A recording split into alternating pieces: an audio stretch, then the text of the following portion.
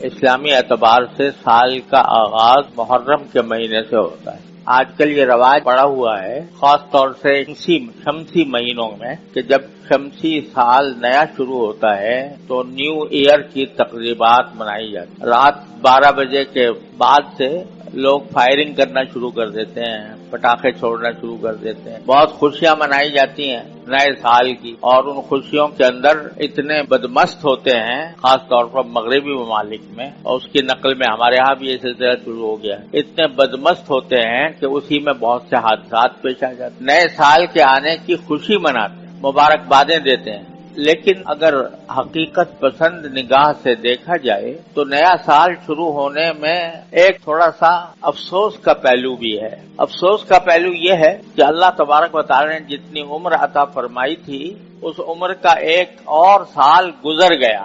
جب اللہ تبارک و تعالی انسان کو اس دنیا میں بھیجتے ہیں تو اس کو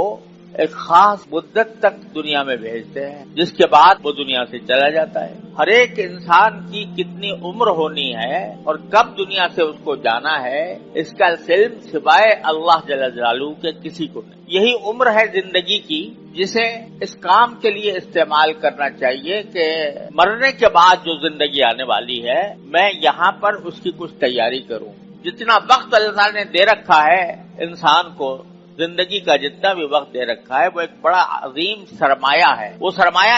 اس لیے ہے تاکہ اس سرمایہ سے آخرت کا نفع حاصل کیا جائے، اللہ تبارک و تعالیٰ کے احکام کے مطابق زندگی گزاری جائے، حلال و حرام کا خیال رکھا جائے، جائز و ناجائز کی فکر رکھی جائے، اور جو ہمارے ذمے فرائض ہیں، چاہے وہ عبادات سے متعلق ہوں، چاہے معاملات سے متعلق ہوں، اخلاق سے متعلق ہوں، معاشرت سے متعلق ہوں، ان فرائض کو ہم ادا کریں۔ یہ مدت عمر کی جو ہمیں ملی ہوئی ہے وہ اس کام کے لیے، اگر اس عمر کو ہم نے ضائع کر دیا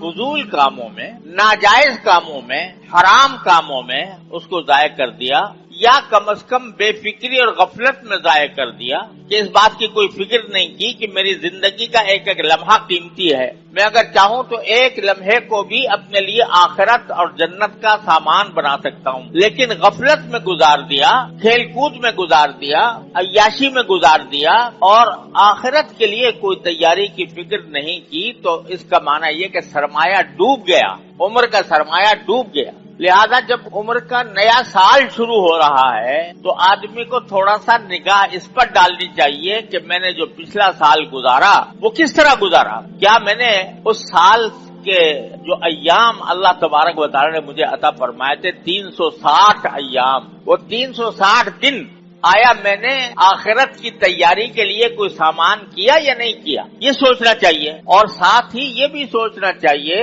کہ اتنا وقت تو میں نے گزار دیا، میری عمر کا سرمایہ جتنا تھا اس میں سے ایک سال گھٹ گیا۔ اکبر الہ آبادی مرحوم جو مشہور شاعر ہیں، وہ بعض اوقات چھوٹے چھوٹے شعر میں بڑی معنی خیز بات کہہ جاتے ہیں۔ لوگ سالگرہ مناتے ہیں نا، اپنی سالگرہ مناتے کہ میری عمر اب 10 سال ہو گئی، اب 11 سال ہو گئی، 12 سال ہو گئی، اور اس کی تقریبات ہوتی ہیں، اور یہ ہمارے ہاں مغرب سے آیا ہے یہ کہ باقاعدہ اس کے لیے اوپر کیک کاٹا جاتا ہے، happy birthday to you کے نعرے لگائے جاتے ہیں، اور ایک دوسرے کو مبارکبادیں دی جاتی ہیں کہ تمہاری سالگرہ ہو۔ اس سالگرہ کے بارے میں اکبر الہ آبادی مرحوم کہتے ہیں کہ جب سالگرہ ہوئی تو عقدہ یہ کھلا، جب سالگرہ ہوئی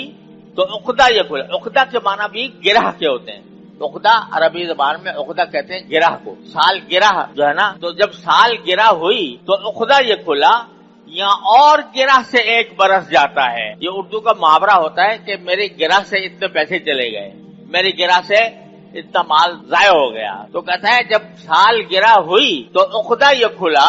کہ یہاں اور گرہ سے ایک برس جاتا ہے کہ جو گرہ میں اپنے جیب میں جتنا سرمایہ لے کر آئے تھے اپنی عمر کا،